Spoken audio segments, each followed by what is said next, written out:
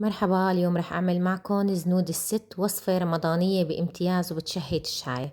بطنجرة حطيت 3 كاسات من الحليب السائل، وفي عندي نشا وسميد. حطيت 3 معالق من النشا، 3 معالق من السميد كبار طبعا. إذا اللي ما بيحب يحط سميد بتقدروا تستغنوا عنه وتضيفوا بدال 3 معالق معلقة كبيرة من النشا. رح حركهم كتير منيح على البارد، ولازم يعني ما يضل فيهم ولا أي تكتلات. بعدين بنحطهم على النار، بنحرك مظبوط ومتضلنا ايدنا فيهم لبين ما توصل للقوام هذا. بنحط علبة من القشطة ومعلقتين من ماء الزهر. انا حطيت ماء الزهر، بتقدروا تضيفوا ماء الورد او الاثنين مع بعض.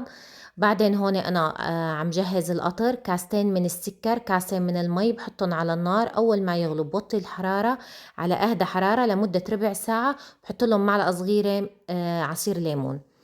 هلا هون بعد ما بردت عندي القشطة، أنا رح استخدم لها السبرينج رول. هو أسهل شي لإلها الصراحة، بس تقدروا تستخدموا ورق الجلاش أو ورق البقلاوة. رح أخذ كمية من القشطة وحطها على رقاقة السبرينج رول، ولفها بالطريقة اللي انتو شايفينها، وما في داعي نسكرها لأنه أنا رح أشويها بالفرن. اللي بده يقليها قلي بيقدر يسكرها.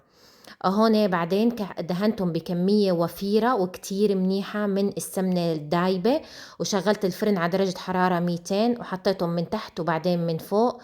وأول ما طلعوا دايركت سقيتهم بالقطر البارد اللي جهزناه مع بعض.